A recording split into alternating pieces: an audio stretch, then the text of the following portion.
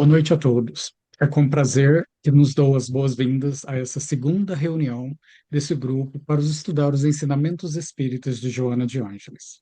Eu sou Fabrício Assunção, da nova organização Joana de Ângeles Spiritist International, e falo da Inglaterra. Esses estudos vão nos apresentar através de uma colaboração internacional entre Joana de Ângeles Spiritist International, Associação Médica Espírita Brasileira, AME Brasil, com o apoio da Mansão do Caminho e a Casa Espírita de Bournemouth. Esperamos que esses estudos quinzenais proporcionem a todos uma compreensão mais profunda dos valiosos ensinamentos espíritas de Joana de Ângeles que foram psicografados por Divaldo Franco. Estamos muito felizes em ter conosco aqui esta noite os palestrantes Gelson Roberto e Humberto Schubiter. O tema do estudo de hoje, do livro O Homem Integral, capítulo 1, é Medo, Solidão e Liberdade. Gostaria de apresentar brevemente nossos palestrantes que se juntam a nós diretamente do Brasil e da Itália. Gelson Luiz Roberto possui mestrado em Psicologia Clínica e é especialista em Carl Jung em psicanálise. Ele é o ex-presidente da Associação Junguiana do Brasil. Gelson é o autor das obras sobre psicologia e espiritismo, incluindo livros com a participação do espírito de Joana de Ângeles. Gelson é o coordenador do Centro de Espiritismo e Psicologia da Associação Médica Espírita Brasileira e coordena cursos sobre a série de livros psicológicos da Joana de Ângeles, que é o tema dessa série de palestras. A seguir, uma apresentação do Dr. Humberto Schubiter. Humberto é um renomado autor de livros e artigos sobre espiritualidade, filosofia e religião comparada. Ele é editor da editora Primavera, colaborador da Sociedade Espírita Primavera e professor do Departamento de Filosofia da Universidade Federal de Juiz de Fora, no Brasil. Humberto possui doutorado em Ciência e Religião e também realizou pesquisas na Universidade de Oxford, na Inglaterra. Então, agora, com muita satisfação, passo a palavra para o Gelson e para o Humberto. Muito bem, então, gente, uma alegria estarmos aqui reunidos mais uma vez para dar continuidade ao capítulo 1. Teve duas perguntas, né, Fabrício, que tu trouxe para o grupo ali, o Humberto já trouxe algumas considerações. Eu acho que a gente pode retomar, né, Humberto, essa questão da rotina, já que é um tema do encontro anterior, para depois a gente seguir adiante e trabalhar também a questão do medo, né? Não sei se tu quer trazer mais algum comentário em cima da resposta que tu deu. O Humberto chegou a trazer ali no grupo, né, um comentário. Eu acho que é bom trazer a pergunta, né? A pergunta é sobre a cisão corpo e alma, trazida no pensamento cartesiano, que, segundo a benfeitora, trouxe uma mudança radical nos hábitos da sociedade. Está no segundo parágrafo do item rotina.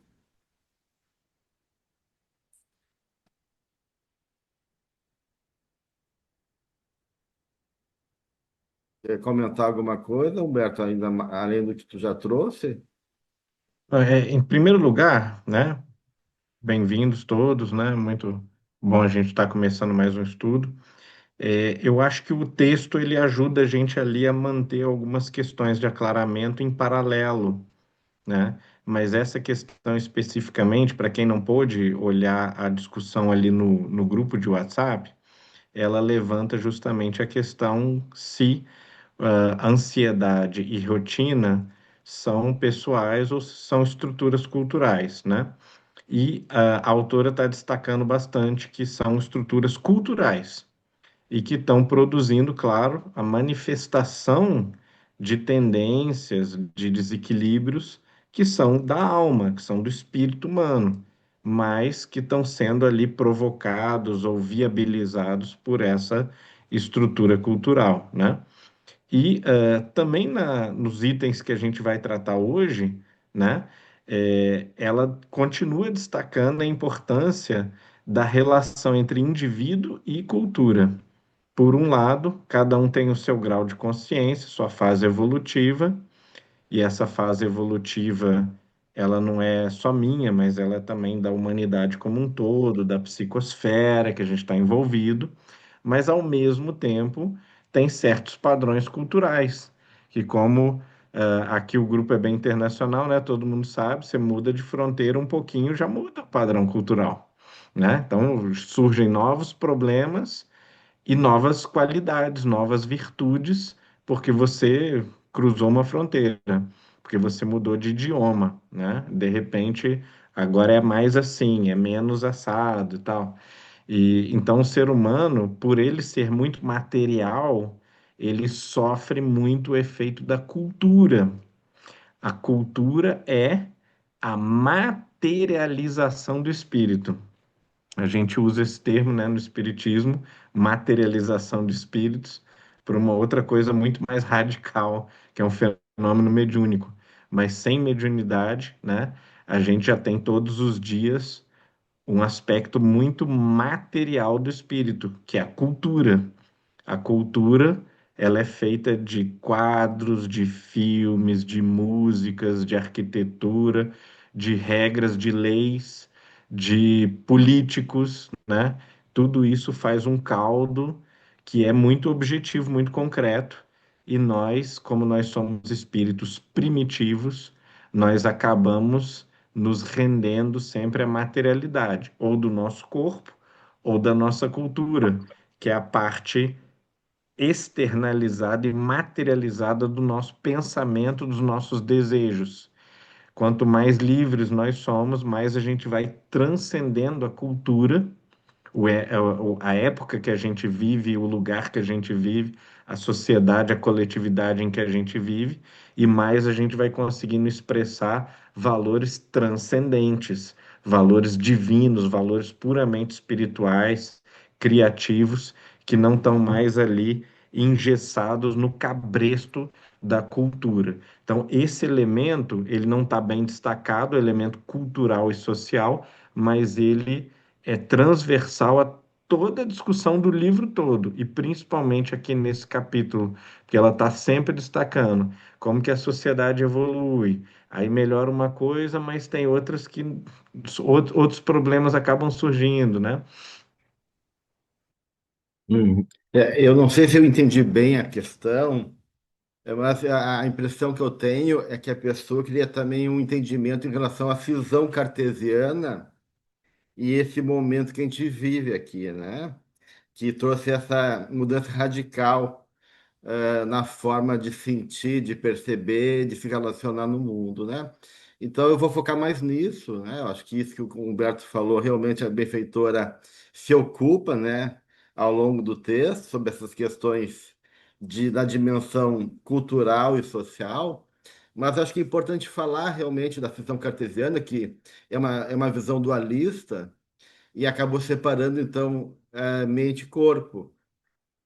E dentro dessa concepção cartesiana, o que começou a acontecer? Um movimento impulsionado por hábitos focados no materialismo, na produtividade industrial e na desvalorização dos sentimentos e da espiritualidade. Então, esse movimento, né, infelizmente, em função dessa ótica, focado muito no processo de desempenho, sucesso, realização de um ego que se está se constituindo como senhor dessa realidade, que é o mundo, né? A partir dessa concepção materialista, foi gerando conflitos na personalidade ao negar a totalidade humana. E isso vai resultar, consequentemente, né, gente, em alienações e desequilíbrios comportamentais, assim como também na próprio conflito numa dimensão social, né? Então, a questão dessa máxima, né, do Descartes, né, penso, logo existo, colocou a consciência como superior e separado do corpo físico. E aí, infelizmente, né, o corpo começou a ser visto como uma máquina a serviço, né? Então, da mente. Só que e a sacralidade da vida, né? Do corpo e aquela de discriminar a necessidade do corpo foram se perdendo ao longo desse caminho. A Joana vai trabalhar em outros momentos da série psicológica, justamente essa dificuldade que os espíritos estão tendo de, quando reencarnam, estabelecer um processo de compreender o que o corpo quer, né? Então a gente ganhou muito, né, em progresso científico e tecnológico, mas separado dessa realidade, né, do sensível, a gente já foi perdendo o desenvolvimento ético e espiritual. Então, o foco mudou para a competição, o consumo e uma coletividade industrial que acaba, muitas vezes, coisificando, né, o nosso corpo, né? Então, há uma desumanização que é um ponto que a Joana coloca também em vários momentos, a valorização do ter sobre o ser, em cima dessa sociedade materialista, onde a desatenção aos valores internos vai levar, então, a consequências e crises existenciais que se refletem na nossa sociedade e cultura, né? Tá? E isso também gera mecanismos de evasão, né? Dessa ruptura alma e corpo, né? É, faz com que, de uma certa maneira, haja novos ídolos de consumo. E com tudo isso, né, gente, há um desequilíbrio psicológico, né? Social, cultural e psicológico. Uma falta de integração entre a realidade do corpo, corporal, e a vida psíquica, que gera um homem atribulado, né, contemporâneo, alienado da sua própria essência. Então, isso seria, digamos assim, a consequência disso tudo. Então, de uma certa maneira, se eu fosse resumir esse parágrafo da Joana, a separação cartesiana despersonalizou o ser humano, tratando o corpo como um mero instrumento que, ao longo do tempo, gerou uma sociedade tecnologicamente avançada, mas psicologicamente doente e infantilizada, né? Então, esse seria o meu entendimento, né? Muito bem. É, e aí vamos entrar, então, né, Humberto, nesses três itens do nosso estudo de hoje, né, que começa pelo medo. O medo é um sentimento universal, né? É uma emoção e um sentimento universal. Todos nós sentimos medo, né? Como emoção primária, ela é inata, então, ao ser humano, e necessária à proteção e perpetuação da espécie. E o medo, é interessante que a Joana vai associar o medo a, a- ao despertar da consciência e ao surgimento da religiosidade. Olha só que interessante, né? Por que que ela associa o medo ao despertar da consciência e o surgimento da religiosidade? Porque o medo tem a ver com espanto, né?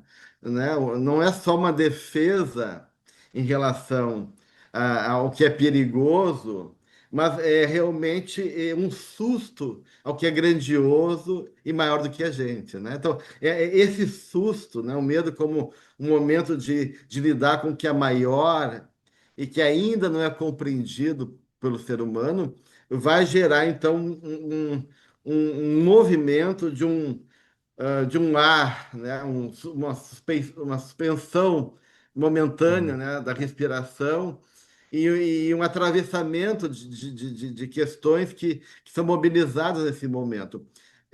Então, favorecendo que essa consciência que está sendo ali construída possa ser provocada e também esse espanto gera o que é maravilhoso, né? Ou seja, aquela realidade de um mundo que no espanto, no medo, também nos aponta para algo maior e divino, né? Então, os deuses, né? Que são essas forças dos raios, né? Essa realidade, né? Que se apresenta, né? A gente vê nas culturas dos povos originários a questão do jaguar, da onça, e o espírito da onça como um elemento não só do medo que paralisa, mas também das possibilidades de uma experiência que é transpessoal, que já tem uma dimensão mais, mais religiosa, né? Então, todo esse processo faz parte, né? Mas, né, para além do medo legítimo, a Joana está apontando para essa dimensão que é esse medo que vai tomando parte da nossa sociedade, né? E um autor que trabalha muito isso é o Zygmunt Bauman, né? O sociólogo polonês, quando ele trabalha a sociedade líquida, que ele fala desse medo difuso, constante e sem um inimigo claro, que vai gerar uma insegurança existencial. Então, o medo é uma das maiores características do nosso mundo contemporâneo, né? E esse medo, então, a benfeitora vai trazer uma série de consequências, né? E vários autores espirituais também se ocupam disso. Manuel Filomeno de Miranda, né? É um autor que também se ocupa disso, colocando o medo como um fator de despotencialização do espírito, fragilizando a alma, né? E provocando, então, uma série de descompensação e falta de conexão com a nossa essência, porque esse medo, né, que vai gerar uma dificuldade de nós não sermos responsáveis pela nossa própria vida e pelo nosso compromisso com a realidade, né? Então, a gente fica fragilizado e irresponsável, né? Então, e aí o medo começa a gerar, né, uma série de consequências que ela vai suscitando aqui, né? Não sei se o Humberto quer trazer já alguma coisa em relação a isso, né? Mas ela vai daí apontar, né, uma série de sintomas e processos que vão começar a acontecer. É legal que eu tinha até pensado outras coisas e Uhum. tinha preparado assim um mini resumo da passagem do Homo erectus para o Homo sapiens, né, como Uhum. processo de desenvolvimento da consciência autocrítica. Mas aí, o que você me falou, achei mais interessante porque você correlacionou aqui, destacou, né, essa correlação entre medo e espiritualidade ou religiosidade. No inglês tem uma palavra muito especial que é o awe, né? Uma coisa, um espanto positivo, uma coisa que é awe-inspiring, né? É uma coisa que inspira um assombro positivo. Em alemão você tem um Wunder, que é ao mesmo tempo um milagre, mas é também esse maravilhamento, né? Em latim também tinha, né, o maravilhoso, eles distinguiam de milagre. Tomás de Aquino vai falar do maravilhoso, que para ele não é milagre, não é um ato extraordinário de Deus, mas é telepatia, né, visão de espíritos. Tudo isso para Santo Tomás de Aquino era natural, era da estrutura da própria alma humana. Mas os gregos, eles foram os primeiros a fazer talvez essa correlação com muita competência com a palavra taumatzen, que é a palavra de onde a gente deriva, por exemplo, taumaturgia, que é magia, mas o taumatzen era espantar-se, um admirar-se, né, com o maravilhoso, com o transcendente, principalmente com o sagrado, né? Então a gente vê que em diferentes culturas bastante distintas, né, a gente tem essa mesma noção de ser surpreendido pelo sagrado, né, ser impressionado pelos sagrados. E os judeus também. Os judeus, quando eles falam, né, a gente no movimento espírita, a gente não gosta muito dessa parte da Bíblia, né? Mas os judeus eles têm essa expressão temor e tremor, né? E, claro, essa expressão é e tem conotações negativas e obscurantistas, mas ela também é uma expressão bonita porque ela vai refletir esse estremecimento e esse espanto com o sagrado mesmo, não no sentido de subjugação da mente humana, a religião, a superstição, porque tem esse aspecto também, né? No próprio Velho Testamento, mas principalmente no sentido positivo, né, de um temor a Deus ou de um tremor diante de Deus, como um reconhecimento do Espírito de que o sagrado nos ultrapassa. O sagrado é mais, o sagrado é aquilo que é o não sabido, inclusive, né? E para a gente fazer o link com Jung, né? Jung adorava simplesmente esses filósofos do mistério, do mistério profundo que gera o estremecimento da alma, como Mestre Eckhart, como Nicolau de Cusa, como Paracelso, Giordano Bruno e tal. Tudo isso atraía muito o Jung, e ele via nesses autores justamente um reconhecimento de que essa fragilidade humana, aquilo que faz de nós tão desequilibrados e tão precários, nossa sombra, tem muito a ver também com uma negação do sagrado, né? Um reconhecimento e negação. Só que a negação do sagrado, né, do filho pródigo, né, o dar as costas à luz, porque a luz ofusca e cega, essa negação, ela dialeticamente está ligada com o reconhecimento. Você só nega o que você viu, né? Então, isso também ajuda muito a gente a entender a Europa contemporânea, né? A gente só nega aquilo que está perto.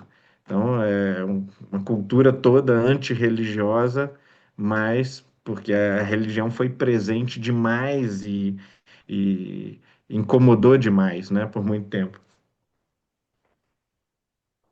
Os gregos também usam outro termo para essa questão do espanto, que está ligado à palavra êxtase, né? E é interessante que para os gregos, justamente a ideia de beleza está associada ao espanto, né? Porque belo para os gregos não é um conceito fechado, né? Já determinado enquanto uma característica pré-definida. Belo é aquilo que tem força suficiente para te chamar atenção. Então, de uma certa maneira, esse espanto aí realmente associado não só ao sagrado, mas também à beleza. E Jung realmente tinha, na noção de luminoso, essa relação realmente com o tremendo, né? Aquilo que gera terror, mas que é fascinante também. E o tremendo aí realmente é para Jung a experiência emocional da dimensão divina, né? Então, é um elemento que está presente realmente na questão da ideia de tu ter vivenciar emocionalmente algo que é maior do que você, que não cabe dentro de ti. Então, aquilo envolve reverência, envolve uma sensação de que tu está realmente lidando com algo que realmente muito, muito grande, né? Então, esse temor é no sentido de algo que é grandioso, né? Uma coisa, uma grandiosa, né?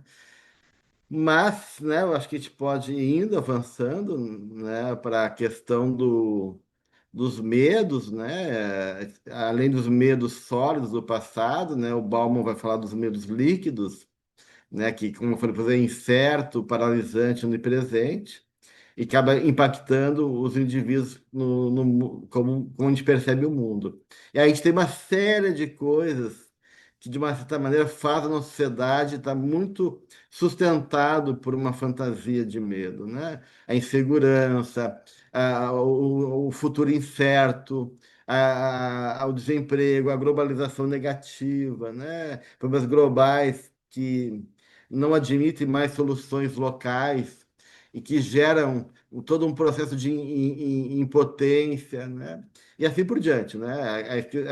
A questão da mixofobia, ou a xenofobia, que está muito em voga hoje em dia, né? Essa aversão à mistura com o outro, gerando segregação, né, em relação ao que é diferente, aos refugiados, ou às pessoas que vêm de fora, de outros países, né? Então, e tudo isso vai gerar paralisia e relações frágeis. Então, o medo, né, tanto gera uma paralisia de ação, e aí tu quer compensar isso por uma fantasia de que alguém vai chegar e salvar a gente, né? E essa paralisia de ação, como eu falei para vocês, me faz eu ficar não só fragilizado, mas covarde, né, irresponsável. Isso aumenta a ansiedade e a depressão, né? E as redes sociais digitais, né, tentam, de uma certa maneira, preencher esse tipo de vazio e espaços resultados dessas relações frágeis, mas a gente vê aí que ela apenas aumenta um sintoma que a Joana vai colocar, que é o isolamento e a solidão, né? Então, isso são questões que a gente vê muito presente atualmente, né, gente? Interessante que, assim, na minha própria experiência pessoal, a forma como eu vi esse processo mentalístico, espiritualístico da Joana de Ângeles, né, de escrever o medo, foi mais ou menos assim. Quando eu tinha uns 9, 10 anos, eu pisei numa cobra coral. E foi assim, daqueles sustos de matar. Eu tava de chinelo, como aquelas sandálias havaianas e tal, né? Então, assim, a cobra facilmente podia ter picado o meu pé. E eu era criança e tudo, e foi um susto, assim, muito grande e tal, pulei e tal. Então, esse medo, ele é absolutamente fundamental. É um medo instintivo ali de qualquer pessoa diante de um perigo, por exemplo, de uma altura, né, de uma arma, uma coisa assim. Hoje em dia, por exemplo, inclusive por causa do espiritismo, por causa da filosofia, né, uma coisa que eu absolutamente não tenho medo é da morte, né? Morte, a hora que ela tiver que vir, tá tudo bem, tem drama nenhum, né? Então, assim, quais são os meus medos atuais, né? Medo de mim mesmo, de coisas que eu posso fazer que sejam inadequadas, que sejam ruins, né? Medo de ser insuficiente, né? Principalmente de ser preguiçoso, de não fazer o que eu devo fazer, né? Cumprir a minha obrigação, cumprir o meu dever e tal, né? Então, essas são as coisas que me apavoram hoje em dia, né? Que me geram incômodo e tudo. Mas também não é um incômodo tão perturbador quanto era o medo de cobra. Porque por ter pisado na cobra, e depois ainda achei várias no quintal, né? A região que eu moro, assim, tem muita cobra.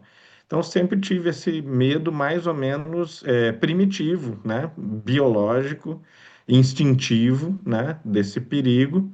Mas ele, embora ele seja recorrente na minha vida, concreta, ele foi diminuindo e foi dando lugar a outras preocupações e outros medos. Mas agora que eu percebi que tinha gente que levantou a mão, desculpe. Vamos pegar a primeira questão, que eu acho que já fecha com a tua colocação, depois a gente dá a palavra para a Sara, né? Mas aqui no grupo, né, tem uma pessoa que pediu que a gente comentar sobre o nono parágrafo do item medo, né? Que tá, eu até posso trazer para vocês, que diz: a quantidade expressiva de atemorizados trabalha a qualidade do receio de cada um, que cresce assustadoramente, comprimindo a personalidade até que essa se libere em desregramento agressivo, como forma de escapar à constrição. Então, a pessoa pediu para explicar esse trecho e o que que é essa qualidade, né, do receio, né? Então, eu acho que isso, de uma certa maneira, faz ponte com o que o Humberto falou da experiência pessoal dele, né? Ou seja, todos nós temos medos próprios, né? Ou seja, essas qualidades do receio de cada um é o estilo do medo e os conteúdos ligados ao nosso medo. Então, a gente vem de experiências educacionais, familiares, experiências de vida, como o próprio Humberto falou, da cobra coral. E isso tudo fica registrado no nosso inconsciente, trazendo essa qualidade do tipo de receio que a gente tem, que pode estabelecer vínculos internos por associações. E a Copa se dá até um símbolo dentro do Humberto de outros medos, da qual está associado justamente a essa sensação que o medo traz, né? Então, a gente vê que o ser humano, por ser um ser humano complexo, ele vai estabelecendo uma rede com a sua mente, suas emoções, de conexões internas, mesmo que inconscientes, né? Então, isso vai dar o tipo de receio que nós temos. E o que a gente está falando aqui no Pará? Que esse medo que a gente vive enquanto sociedade atemorizada, né? Esses discursos, esses movimentos todos, essas respostas de uma sociedade atemorizada, o que vai fazer? vai trabalhar, vai reforçar o medo de cada um, os receios internos, as qualidades de medo de cada um. A qualidade aqui é a condição do medo de cada um. Então, esse medo do mundo vai reforçar e vai potencializar o medo que eu já carrego dentro de mim. E aí eu vou gerar o quê? Uma tensão muito grande do ponto de vista interno. E essa tensão, como diz a Joana, gera uma constrição. Então, de uma certa maneira, qual é a saída que eu tenho diante de uma constrição? Se a coisa é muito sufocante, está tensão demais. Ou eu implodo e se volta contra mim, ou explodo, né? E movimento esse medo para fora. Então é isso que ela está colocando aí, em função dessa tensão que gera essa constrição, né? As pessoas vão, muitas vezes, liberar de maneira agressiva, desregrada, essas forças, esses impulsos agressivos que ela não sabe trabalhar e que estão dentro dela, né? Então, é isso que a Joana está trazendo aqui em relação a esse parágrafo. Sara, tu quer trazer alguma questão? Tá Ah, mudo. você está no mudo. Desculpe, Gelson e Humberto, em relação ao medo que o Humberto falou, esses medos que vocês disseram são medos próprios, né? Que nós temos, às vezes, da gente assumir um trabalho, ter medo de não dar conta, isso é normal da alma humana. Ele acabou de dizer, gostei de ouvir isso. Então, são coisas que é do próprio ser humano. Mas eu estava pesquisando, eu estudando, e eu encontrei no Leis Morais da Vida, Joana de Anjos, pelo Divaldo Franco, ela fala uma coisa que eu achei interessante, eu queria perguntar para vocês. Ela diz assim, ó, o que se teme raramente ocorre, como se espera, mesmo porque as interferências divinas sempre atenuam as dores até quando não são solicitadas. O que que ela... São todos os tipos de dores, dores morais, dores físicas, porque tem pessoas que têm medo de ficar doente, ou a gente pode achar que não vai dar conta de alguma coisa e no fim acaba dando, pode ser imaginação. Por exemplo, o meu medo, às vezes, como ele disse, é de ficar sobrecarregada, sob pressão. E daqui um pouco eu vejo que eu consegui fazer, então eu digo, olha aí, ó, acontece isso. E o que que ela quer dizer com esse trecho para vocês, o significado? Isso que eu queria saber para vocês. Isso tem uma dimensão psicológica, mas alguns filósofos também trazem essa questão. O Spinoza, ele vai Hum, dizer que as convicções internas uhum. geradas pelas nossas fantasias do medo vai sequestrar a consciência no momento que você está vivendo o medo, seja em Ah, relação isso. ao entendimento daquela experiência, a uma ação em relação àquele momento, ou mesmo a potencialização em relação ao que está sendo vivido. Então, com certeza, gente, isso é uma coisa assim. A realidade que a gente vive sempre é mais fácil, mais tranquila do que as nossas fantasias. Ok. Né? A nossa fantasia sempre tem de ser mais violenta, mais grandiosa, mais intensa, mais exagerada do que a realidade. Então é isso que acontece, né? A gente tem então, quando a gente vai, a gente não vive a realidade como um fato, né? A gente vive a realidade enquanto um processo de apercepção da realidade. Então a gente olha a realidade a partir da nossa própria lente. E a nossa lente dá um tom para a realidade. Se a minha lente é verde, eu vou ver o mundo como verde. Se a minha lente é vermelha, a realidade vai ter tons vermelhos. Então, a gente vai estar sempre, de uma certa maneira, né, na nossa dinâmica, na relação com o mundo, permeando, né, nessa relação as questões subjetivas. Então, o nosso medo vai realmente afetar as coisas, a forma como a gente vê as coisas, e aí elas tornam um caráter muito maior do que realmente é, né? Se tornam ameaçadoras, é horrível, porque qualquer coisa pode ser assustador, né? A gente pode, Hum. a gente pode gerar, né, medo de qualquer coisa. Então, é mais ou menos isso. Humberto, não sei se você quer colocar alguma coisa. Sim, Obrigada. alguém no chat havia observado que o medo é sempre uma expressão da inferioridade espiritual. A gente não consegue imaginar Buda ou Jesus tendo medo de nada, né? Porque são espíritos que estão num nível de maturidade, de segurança, de entrega, de fé, né? O que tiver é bom e é tudo sagrado, tudo perfeito, né? A gente lê, por exemplo, um livro igual o Sagrado do Rudolf Otto, a gente vai vendo, e outros também, sei lá, Siddhartha do Hermann Hesse, né? Que o estado iluminativo, ele é um estado, assim, de graça perfeito, total, e de apreciação, de contemplação total de toda a realidade. Então, você não critica mais nada, você não desgosta de nada, tudo você adora como perfeito e divino. Santo Agostinho também disse, né, nas Confissões, que a gente vê defeito em tudo. Tem um tipo de gente que a gente não gosta, tem um inseto que a gente não gosta, tem alguma coisa um clima que a gente não gosta, um não gosta do calor, o outro não gosta do frio, né? E Santo Agostinho diz o seguinte: isso é falta de fé, né? Porque se Deus fez as coisas dessa maneira, qualquer coisa que não te agrada é, na verdade, um desagrado da forma como o Criador, perfeito e justo, estabeleceu o universo. Então, não cabe à sabedoria, né, e ao sábio discordar ou desagradar de nada. Você, em tudo, deve dar graça, em tudo você deve estar em estado de permanente louvor. O que, naturalmente, é muito difícil, né? É muito antinatural para nós que não temos essa experiência do estado de graça permanente. A gente está na construção. Então, como a gente não tem a confiança plena e a fé plena, e o entendimento de como a lei divina funciona, a gente tem os medos, né?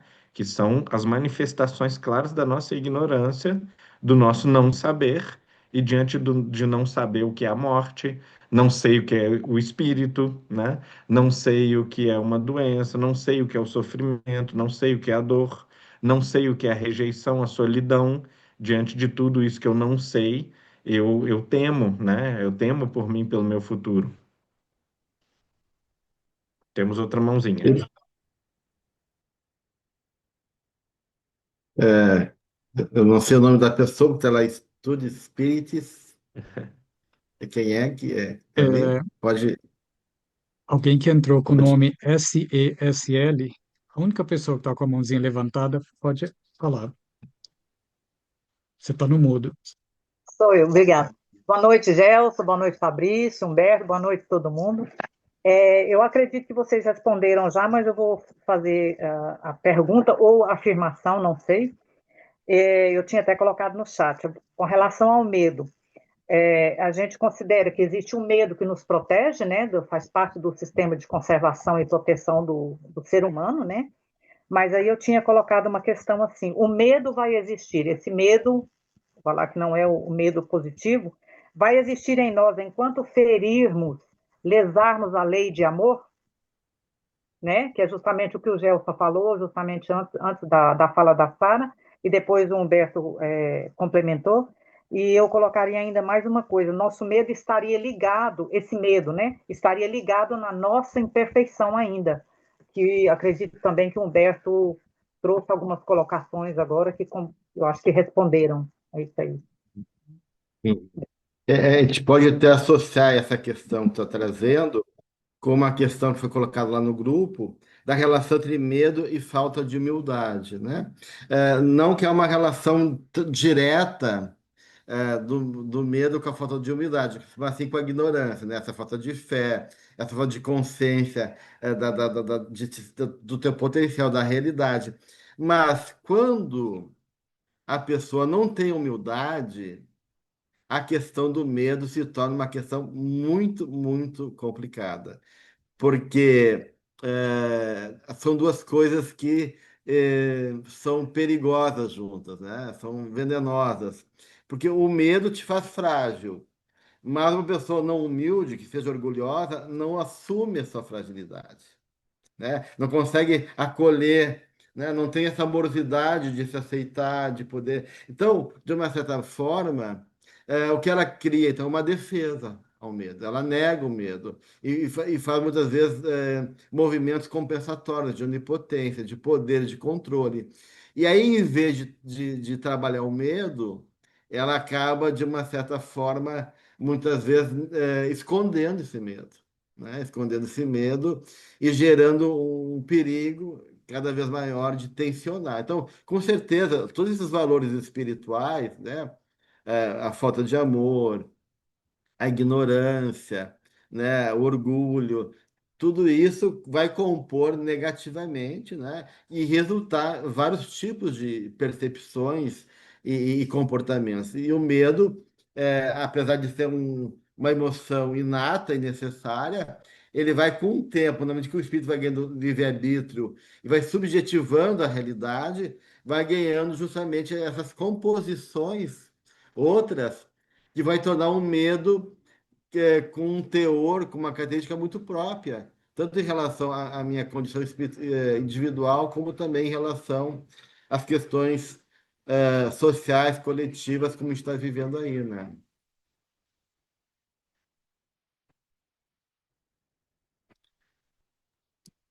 Eu A acho que gente foi o podia São ficar. Bernardo. Acho que foi o São Bernardo que Sim. disse que tinha um mantra, né? Basicamente a lição dele era não vos desesperais, né? Porque desesperança é o melhor termômetro da falta de fé, né? Fé e esperança e caridade, né? Como Jesus colocou e Paulo depois reforçou, né? São as virtudes espirituais por excelência, aquelas virtudes que mais têm a ver com Deus, né? Caridade, como você colocou também, né? Amor, né? Ou caridade, né? E a esperança no sentido de ter confiança em Deus, né? De estar entregue mesmo, de saber com humildade que não sou eu que vou fazer, que não sou eu que resolvo, que não depende de mim, né? Que o futuro do espiritismo, o futuro da filosofia, né? Isso não depende da minha pessoa. Você oferece uma contribuição no melhor das suas forças, mas se você tem um pouco de humildade, você sabe que não adianta desesperar. Você tem que torcer para as coisas darem certo e ter confiança de que competências maiores que as suas estão atuando para manter o progresso e a ordem cósmicos. É interessante, Humberto, que essa questão da desesperança, ela aponta para o outro item que a Joana vai trabalhar, que é justamente a questão, do isolamento e da solidão, né? Porque um dos sentimentos que muito presente, até no risco de suicídio, né? É justamente a desesperança.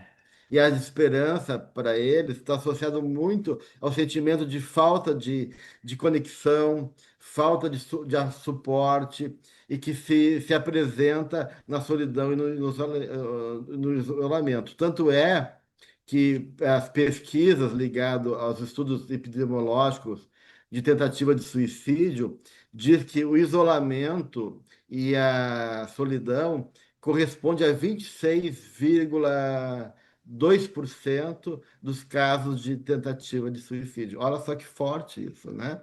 E a gente vê o quanto a solidão está associado a maior risco de suicídio em jovens e, e idosos, né? Tanto já como os idosos. Então, a gente vê assim essa desesperança como essa falta de conexão e perda do sentimento de vinculação, né? Essa falta de pertencimento, que gera incompreensão. Daí, a gente tem dois tipos de isolamento: ou do individualismo, né? Que a pessoa vai se isolar e negando o outro, rejeitando o outro, ou um isolamento como uma forma de não me sentir pertencendo, de eu não me sentir aceito e capaz de poder me reconhecer nas relações com os outros, né? Então, é impressionante essa questão que a Jona fala aí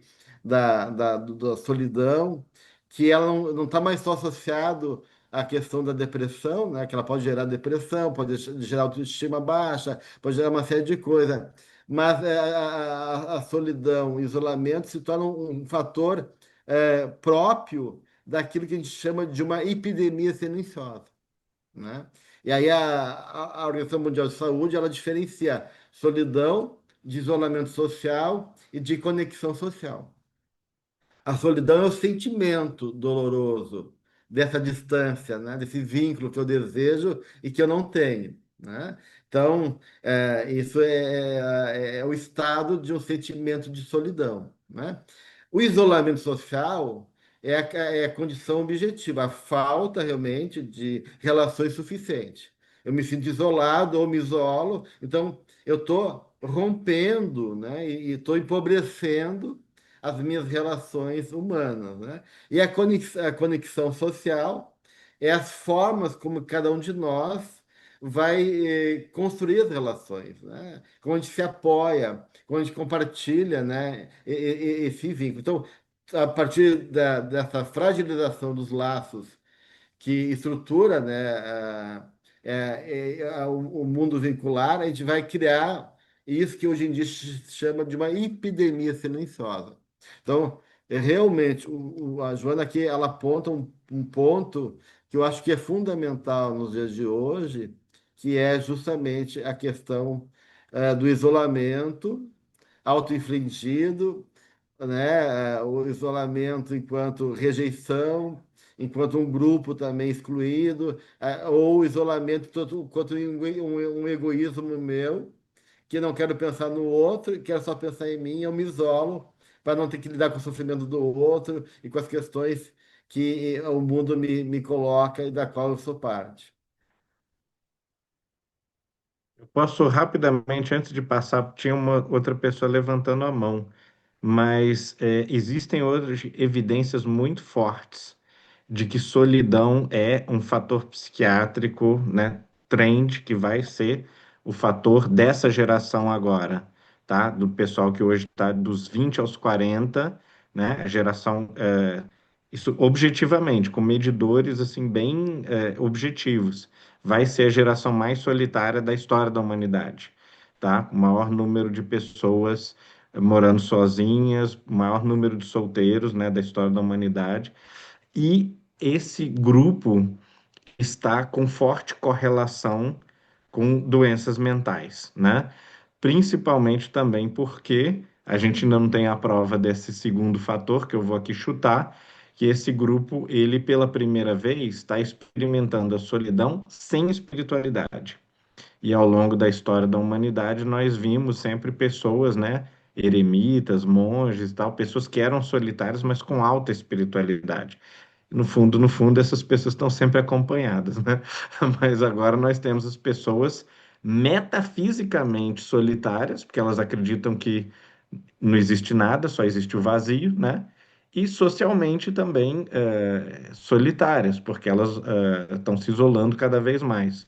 E aí eu achei um artigo, eu estou escrevendo o meu próximo livro agora sobre filosofia da medicina e espiritualidade, eu achei um artigo excelente intitulado Risk Factors for Loneliness e a importância relativa da idade na solidão, né? Mostrando que, claro, agrava quando você passa mais décadas solitário, portanto, impacta mais as populações com mais idade, mas, paralelamente, o problema está atingindo mais os mais jovens. Então, nós podemos imaginar que em 20 anos esse problema vai ser gigantesco.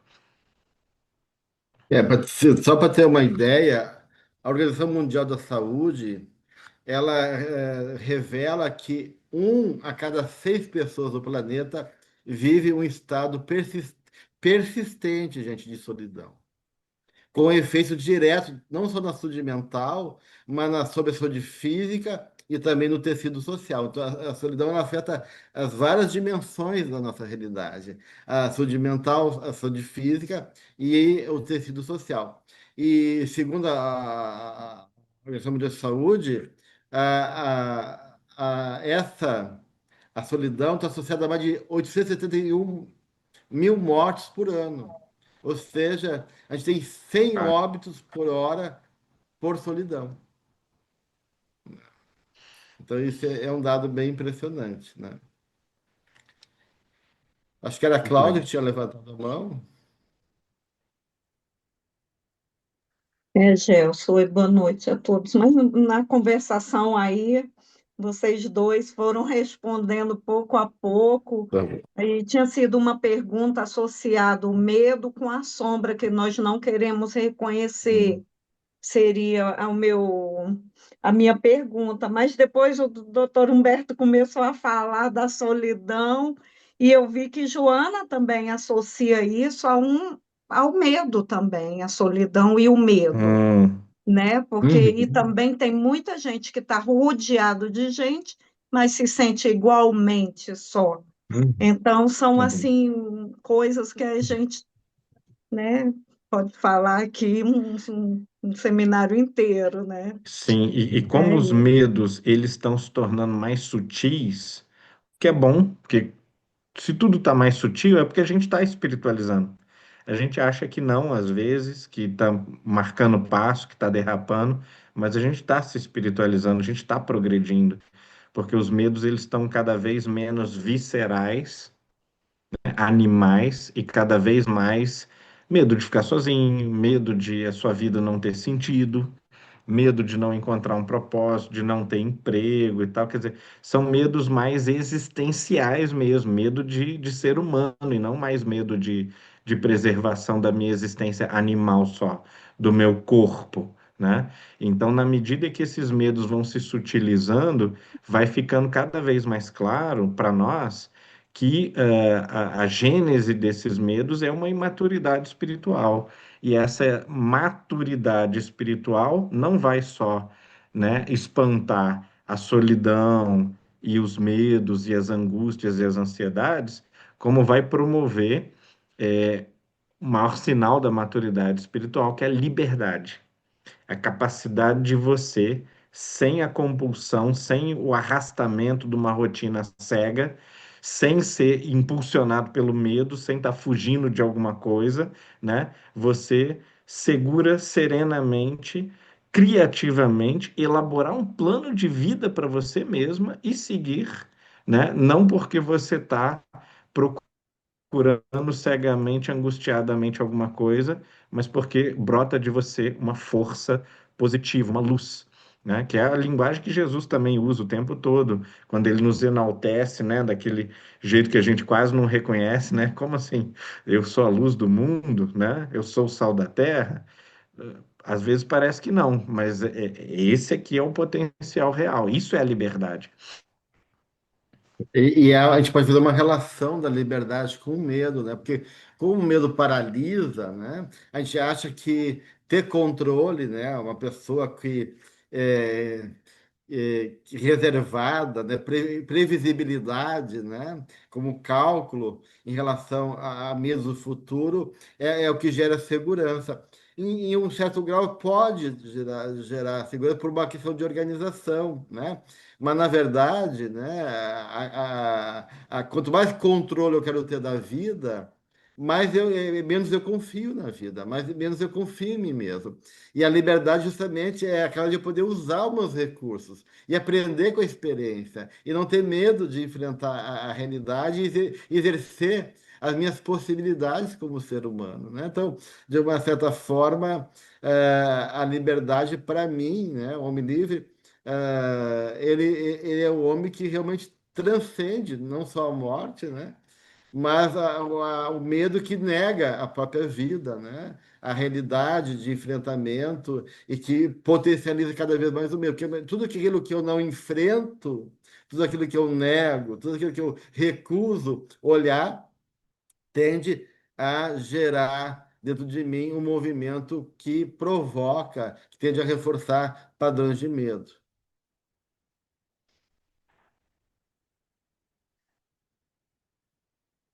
No nosso tempo, acho que já está quase Isso encerrando. eu ia falar para vocês fazerem as considerações finais.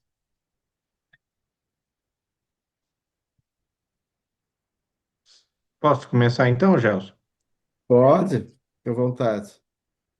Então, nesse capítulo é interessante porque muitas vezes o percurso que a Joana de Ângeles faz é muito parecido assim com o do psicólogo que, para curar, precisa diagnosticar o problema, precisa mostrar o quão grave é o problema, ou do escritor de ética, que para enaltecer a virtude, ele precisa mostrar também quais são os vícios humanos, ele precisa mostrar num quadro realista como que o ser humano é, qual que é a condição humana. Então, quem não está acostumado com esse discurso pode ter a impressão de que tem até um quadro horripilante, assim, um certo pessimismo, quando na verdade é o contrário, né? Quer dizer, é a lupa e a luz ali, né? O holofote no vício, no defeito, na fraqueza humana. E isso vai ser também necessário para o nosso processo de amadurecimento, né? Eu sempre gostei, né, desses autores que são mais incisivos, como autores de ética, né, como a Joana de Ângeles, e muitas vezes algumas pessoas acham que o meu discurso também é assim pessimista, né, por hiperenfatizar as dificuldades, os defeitos do ser humano. Mas sem isso você não resolve, você não supera eles, né? A gente só resolve o problema que a gente conhece cuidadosamente, que a gente escrutina, que a gente explora com bastante atenção. E, claro, existe até um processo um pouco de se sujar nessa lama para você conseguir fazer a limpeza. Assim como quando a gente vai limpar, a caixa de esgoto da cozinha, né? Quando vai limpar o banheiro, você vai ter que ter um contato ali com uma sujeira desagradável, mas o resultado é o banheiro limpo. E se você não tiver essa coragem, essa maturidade de encarar o problema, ele vai ficar cada vez mais sujo, mais infecto. A coisa é muito pior do que se você encarar lá, se sujar um pouco e depois você toma banho, né? Eu acho que isso é também parte de um amadurecimento do espírito e que a gente precisa assumir nesses processos que buscam a liberdade, a justiça, a fé, o amor, né? É saber que esses processos eles vão passar por um conhecimento profundo do porquê que a gente não consegue realizar essas virtudes. Eu só queria encerrar com chamar a atenção que a Joana ela faz uma diferença entre a falsa liberdade, baseada na satisfação pessoal, que leva à anarquia e à destruição, né? Inclusive ambiental, e uma liberdade autêntica que ela coloca aqui no texto, né? Que é conquistado pelo autoconhecimento, pelo respeito ao próximo e pela busca da verdade, né? Sendo que Jesus é o modelo para essa compreensão, né? Então, a proposta de Joana, né? Que a verdadeira liberdade só é alcançada pelo amor consciente e pela responsabilidade interior. Então, eu queria só terminar com isso hoje. Então, eu vou agradecer a participação de todos, vou encerrar a nossa gravação e vou convidar alguém para fazer a prece de encerramento.